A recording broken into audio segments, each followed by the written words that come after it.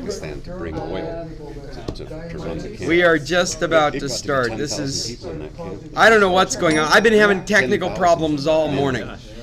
They weren't all Canadians, but there we go. I think we should be online, and I'm afraid to touch anything on my computer because it's just been freezing and freezing and freezing. They moved mine away. I'm not sure why. Started with coffee. Yeah.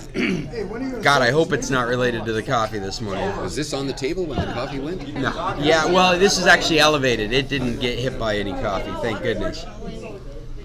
They do have to work. Okay. So, I guess I'm ready. I think this is as ready as I'm going to be. I'm sorry for making you guys wait. I could tell from the volume nobody actually waited, so. But we will come to some kind of starting point here. So I will say this is the San Carlos Computer Club. I'm Scott Stimson. I am here to answer any of your questions, and I've come with very little topics, so I'd be very interested in hearing what you guys have to contribute. I see Mike over here has his hand up. Let's just get started with what he's got. I have a little example of that convenience privacy continuum.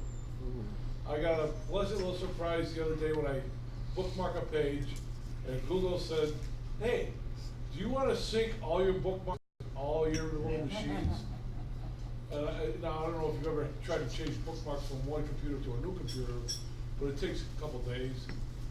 So I said, I thought about it for a second. I said, do I want them to follow me around on absolutely everything on the same sites, or do I want the convenience? And I chose the convenience. Yeah. And boom, there it was. You know, a couple minutes, not a couple seconds later, all my bookmarks from everywhere in the world were on that one computer.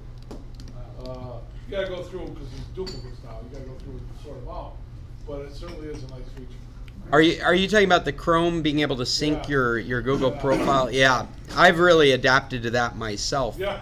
It's So much for privacy. I work in so many different. I put on so many different hats. And Yeah. there's my person. There's the computer club person. There's my business person. There's the bed and breakfast person.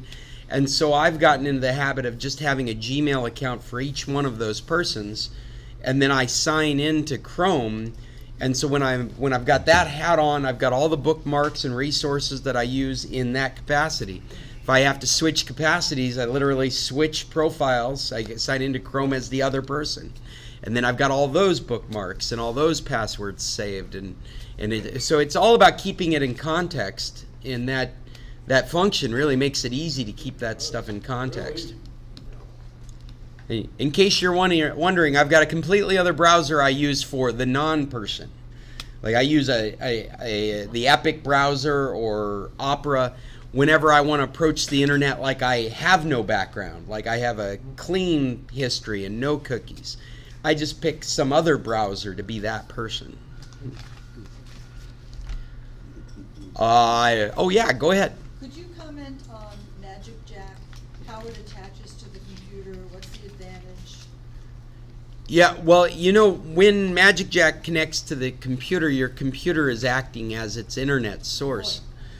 But these newer Magic Jacks you can plug right into a router, and so I find that to be a more preferred way to do the installation. All the new ones are that way. Yes, all the new ones are. Yeah. So I would think that if you've got it plugged into your computer, you're probably doing that because you're in a motel room or you're traveling. But if you're at your place of installation, I would definitely hook it right to the modem. Is that the port that's called VoIP?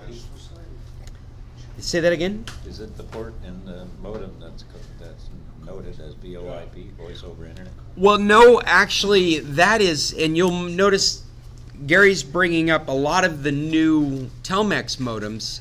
I think they're green, aren't they? They have these ports on the back that say VoIP. And I am familiar with one installation in town where that's the way they're providing their local landline. That VoIP is at Telmex Prodigy's prerogative. And in this one installation I'm aware of, they've brought a fiber optic link in, and they don't have any copper wires running to the house. And so their whole phone network is run off of that VoIP port. Probably has to. Yeah. Yeah, no, but it's not a common installation yet. It's just ready to be one. And it's very similar to the way the Mega Cable brings you a landline. That's what their port is on the back there, is a VoIP port. Yeah, the phone plugs directly into the modem. Yeah, plugs right into the modem. Magic Jack is $29 a year. We've had it for 15 years. Same number here as we have in Massachusetts. It's a great system. Yeah, I'm a big fan of Magic Jack as well. Ed, did you want Another to? great thing is you can download the app on your smartphone. Yes. Thank you. Yeah, that. If you got data, it'll ring. You know, like the other day I was traveling to Tucson and my Magic Jack rang. That's exactly what I was going to mention. I think that's one of the biggest advantages of that Magic Jack is not needing to have the equipment connected. You can just download the app and sign in, and you can use your mobile devices to answer the Plus, they'll phone. give you a separate phone number. I have a separate phone number for my phone, Mm-hmm. so if I'm gone and my husband's at home, I can call him. Oh, that's neat. Yeah, So they gave me a separate number. that's very cool. So you can use your one Magic Jack account to call another, call They'll the give same you Magic Jack. They'll give you a free phone number. At the time, I had to pay $10, but it was worth it. Yeah. Pay $10 to get the separate phone number. I think But they're now it's giving it to free? you free now. Oh, neat. But So what that that's essentially free. means is you can. Well, you can just go That- ask them for a new phone number for yourself. Separate Well, you're phone talking about for the app. When you install the app, you can choose whether you're going to use your Magic Jack number or if you want another number. And what you're describing is the ability to call on Magic Jack to Magic Jack, and it's all the same Magic Jack account. Well, maybe they've changed that now, but when I first got mine, you had to contact them, and then they gave you a place to go get a new number. Oh, okay. They actually gave me the new number. The last time I installed the app, it actually asked me if I wanted to use the Another number. the original number, if Yeah, I 'cause wanted then to it use won't another ring number. at your house. Right. It That just rings on your phone. yeah, Otherwise, it's ringing in your house while it's ringing on your phone. which is also kind of cool. Yeah. Yeah, like I chose not to have a new number, and when people call the Magic Jack, it rings in our office, but it also rings all our cell phones at the same time. Scott, Yeah, Bob. Magic Jack used to be a very poor service, and it's better now. Are there any advantages, Magic Jack over Vonage? And then I have UMA, and I don't know very much about it. Do you? I'm not familiar with UMA. Has You're not? no? Has anybody? I've had it for probably 6 years. 6 years? Uma? UMA. Works great. It, you know, even Consumers Reports rated it better than Vonage in quality of service. Yeah, but It's isn't it a lot of basically money? voice over IP. They Google charge Voice. the No, federal no, taxes. it's It's about way $6 less. a month now. It's way less. Say that again. It's about How much is $6 way a less? month. It's about It used to $6 a be month. Maybe $2 when I started. Oh, so it's gotten more expensive. All the taxes. Oh, You pay okay. tax and tax alone. Yeah. How do you spell it? And- OOMA. OOMA. You pay tax too. Costco even used to sell the box.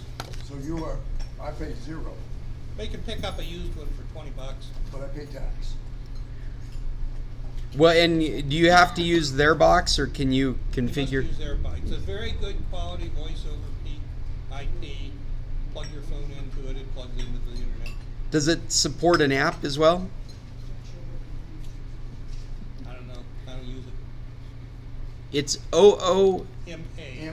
MA. I'm just gonna put it on my list here because I don't think I've ever had anything to do with it. UMA phone You service. can even look up the Consumers Reports recommendations on voice over IP services.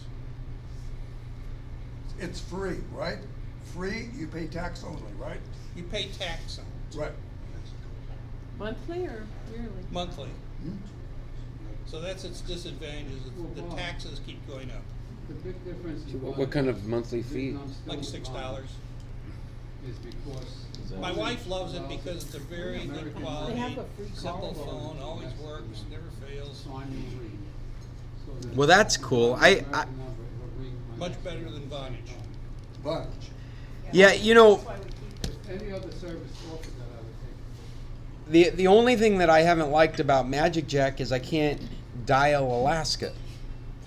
Yeah, that's true, you can't. It's Oh, I just saw where if you're trying to dial an 800 number, and a lot of people, they're blocked here, rather than dialing 800, you dial what? 880 as a substitute, and then the number works. Yeah, in fact, we've got a whole table of those. Yeah. In fact, I posted the handout from Smartphones for Dummies on the website, so you can get that whole list of numbers if you're looking for 877 or 866 or 888. Yeah. Irving? Well, the question I asked Bob, and you guys are using other services, I use Vonage and they're expensive. They are expensive. The only reason I continue with that is they'll simul-ring an American and a Mexican number, or call forward from an American number to my Mexican cell phone. Oh, that's cool. Okay, that's the hope, that's used. Yeah. So if any of these other services offer that, offer it cheaper. But if you ask what the difference is, that's the difference. Yeah, I know that the reason we still use a Vonage for the bed and breakfast business is because it supports Alaskan dialing. So you can pick up our Vonage in the bed and breakfast, and you can dial numbers locally with an Alaskan area code, and Magic Jack won't allow us to do that. Can you get an international plan, with covered under the international plan?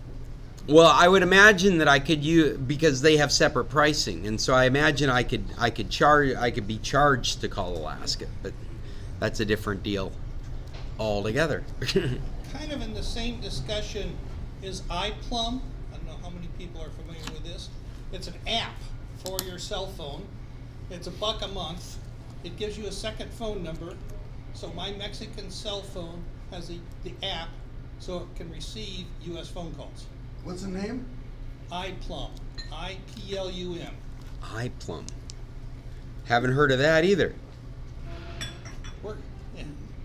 Is it a U.S. area code or Mexico? You get to choose from probably 50 to 100 countries what your phone number. You can port your existing phone number into it. So this is phone number forwarding? Is that what you would call it? I wouldn't call it forwarding.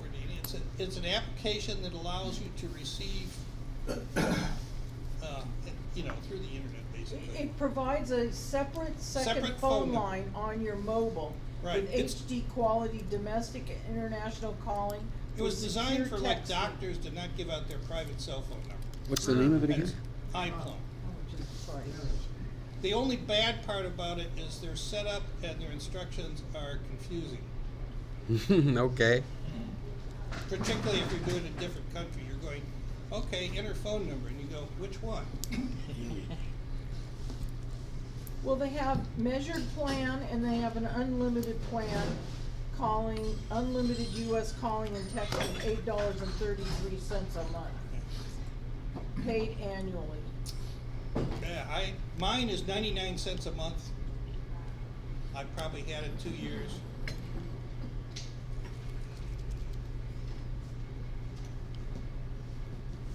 One other disadvantage, I guess I should say, is when somebody calls your U.S. number, their caller ID shows my Mexican phone number. Oh.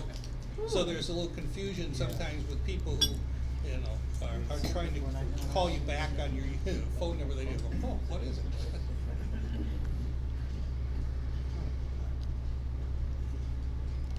I apologize. I'm having to go through my list of topics on my phone because my computer is freezing. Is anyone using Locast, L-O-C-A-S-T, for your TV? Lowcast. Is this for Okay, streaming about TV? 6 months ago to a year ago, there was the service that rebroadcast live TV. You remember this? They were forced out of business by the government because they were against the law. Locast does the same thing, except they're a nonprofit. And a nonprofit organization can legally rebroadcast live TV. So they got about 25 cities. Well, that deserves a look up. I use a Denver IP for it and get the Denver local news. So you're using like a VPN to appear as though you're in Denver, and then you can take advantage of Right. it. And speaking of VPNs, don't forget that don't do it on your computer because they'll figure out locations. Okay. Because there's 3 or 4 ways to figure out locations that I've figured out. Obviously, the router doesn't have anything about location in it, only the IP. Right. So what you're recommending using a VPN appliance to take advantage of using something like this. Because you've got to be in that location to receive locast news or the live feed for all the stuff. Yeah, it's very similar to the way BBC did their player. They would geofence it to the UK, and then you'd be able to watch programs if you're in the UK. And for a long time, you could use a VPN to go over to the UK, and you could just watch all of BBC content. Well, what they've recently done is now you have to be in their area, and you have to provide your TV license. So if you can't just use the player anymore, because the player asks for your TV license. If you don't have a TV license, they won't show you any of the content. Now I'm getting very suspicious that some of these websites are actually using things like Facebook to, information to figure out your location. That they're not using the IP address, they're not using the WinRTC stuff, they're not, I don't think, using the geolocation codes. And yet they still block. And if you made part of your process tracing where data comes from, then you could easily discover that they're not. You can find, most people have like a Facebook or something, and they probably say your home city, and you could take that piece of information pretty easily and tie it all together. Well, maybe in this world of big data, why wouldn't that be included as well in any algorithm that's searching for information? It seems like it would make sense. It is crazy where we've reached with all this, with the amount of processing power, what can be gleaned from stacks of data. Mike, what were you going to say? I was wondering, there's all this time, I haven't been able to draw my Amazon Prime US account for video down here. I did it on my wife's computer, on my computer through a VPN, and they just nail you right away. Anybody figure out a way to go around that? Use the router. Well, the Smart DNS is working for that. If you're using Smart DNS. But I can't get it on the DVD, Sony DVD, Smart DVD, but I can get it on a Ruco. Yeah, because a Ruco doesn't have state. Scott? Yeah. I have another question. Okay, Bob, go ahead. This is a fairly advanced group, and a year ago we tried to copy something that was copyrighted in the United States that was for GriefShare. It was a program, and we found somebody in Empalme to do it. And recently I've had a request by someone in the United States to know about hacking. A lot of people have been hacked, and they would like to get a list of, from an organization, a list of emails. And the only way that I could see that they could get that list is by hacking. Is hacking, Jim says it's illegal in some cases, but I really don't know. Do you have the ability to hack? Wait, I mean, we're talking very generally about some, yeah. You're online, I guess. Yeah, I mean, that's what I would answer like Jim just answered. I mean, all it takes is some knowledge of how systems work. The term hacking came around, it wasn't related to security. I mean, that's something that's kind of been bastardized throughout the years. And so when you hear hacker, you think criminal. But hacking was actually the act of exploiting technology. And hacking could be done on a physical level, like it would be taking apart a radio or a TV set or maybe an animatronic doll, learning the sides and outs with all the technology, and then being able to co-opt technology for other uses. And so because of that nature of it, then there's some of that that's involved in doing illicit activities. But in its essence, it's the exploration of technology and learning the limitations of it and trying to repurpose it for other usages. It's engineering. It's engineering, yeah, absolutely. And actually, back in the day, there was hacking and there was cracking, and cracking was very specifically breaking security. Oh, wonderful! Another error on my computer. So which, if you wanted to get email, I mean, I know why. Somebody asked me this because I'm sitting in Mexico, okay? But, well, Bob, you know, email lists can be bought. I mean, however they came across the list of emails. Really? Yeah, you can go out and buy email lists. Marketers do it all the time. Who would you contact if you wanted to buy a list? Well, yeah, it would be a marketing company. I'm sorry, I've never pursued that kind of stuff that far, but it would be an internet marketing company that had access to that kind of data. And the way you would buy a list would be, I want emails for 45 to 80-year-old men in Dallas. And that would have a price, and you'd pay for that, and they'd give you the list. Hmm. Yeah. Well, this is 400 people, and they're all homeowners, that's it. One Yeah. organization. Okay. Google, Facebook, Amazon, all those people probably You could probably just get people to give up their email addresses. All you'd have to do is give them some incentive. Send me an email and I'll give you such and such. Or we're putting together an organization to combat the trash problem in San Carlos. Please give me your email. Or we'd like to send out announcements of our latest website. If you give us your email, you'll be on the San Carlos Computer Club list. Yeah, if you want to give me your email in case anybody's changed it. But I mean, it would probably 400 people that are all related probably be much easier to get the email addresses that way than it would be to go to an organization for it. Really? Yeah. Thank you. People will just give them up. People give up information all the time. Look at this thing with Facebook where they were paying people $20 to give up their personal information. They wanted them to test a VPN, and what they're really doing was giving up their information, their personal information, for advertising. But they got paid $20 to do it. People gave it up willingly. I have some topics. This I wanted to share with you. We've talked a lot about mesh networking. Linda has shared with us her Orbi experiences, and I've shared with you guys some of the Euro experiences. And these are those mesh networks that you set up around your house. You have 2, 3, or more nodes that you plug in, and it just creates a much more robust Wi-Fi network. I had the opportunity just recently to set up Google's version of it, the Google Wi-Fi.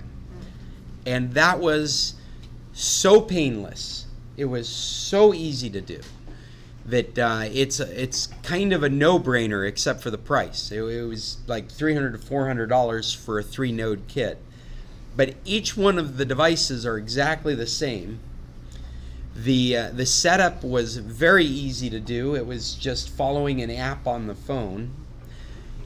This house had a fiber optic connection where people were paying for that 100 megabits a second download. And I did a speed test off the arm of one of these access points, and there was no data loss on the speed. With our traditional extender technology, Wi-Fi extender technology, we typically, half the bandwidth loss is acceptable because you're bringing internet out wirelessly to an area that never had it. Finally, you've got it. So if you lose half your bandwidth, that's actually acceptable. Anything above half is great. It's a gift. Whereas this, I want to say 100%. It was like I was plugged into the main router. It was amazing. I was getting 90 to 100 megabits a second off of this arm of this mesh network. And as soon as I had it all put together, it immediately started updating all the firmware. And I didn't have to press a button or anything. It was just self-maintaining. It also has its own diagnostics programs in the app. So I kind of felt like a slave to the app because I wasn't making any of the decisions. I was pressing next and just doing what it told me to do. Next and doing what it told me to do. And when I was done, I had this amazing Wi-Fi network.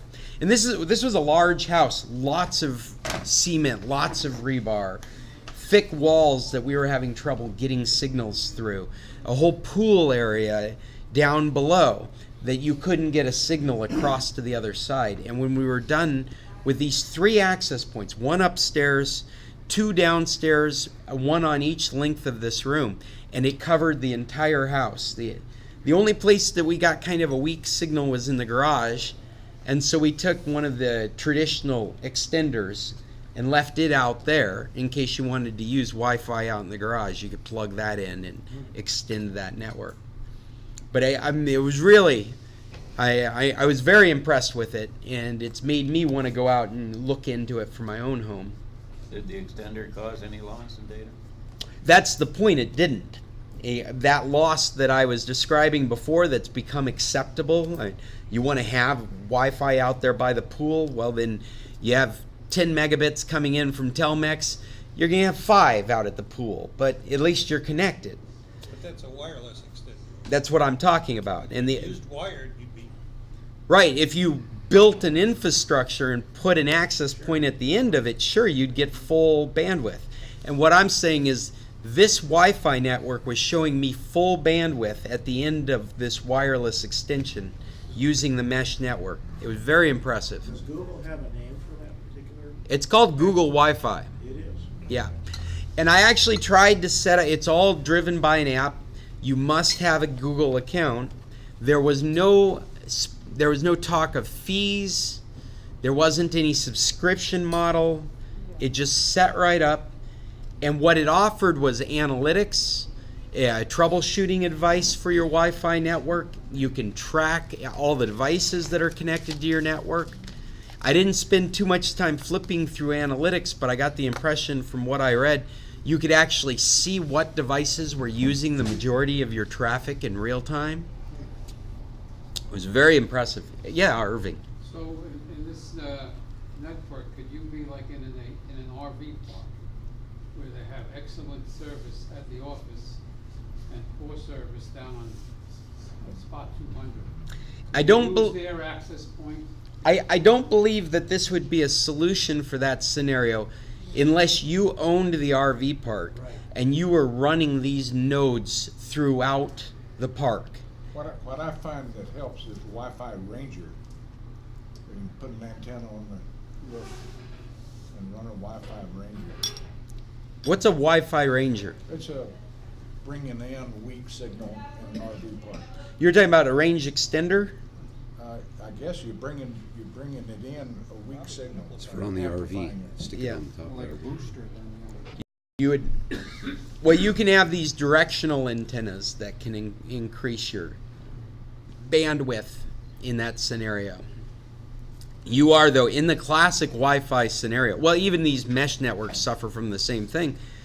Both ends of that connection have to sit within their transmit range for it to be effective. So even a directional antenna, for it to be effective at increasing your signal strength, the antenna on the other end has to be able to provide a good signal to you as well. Well, what I like about it is once you set these up,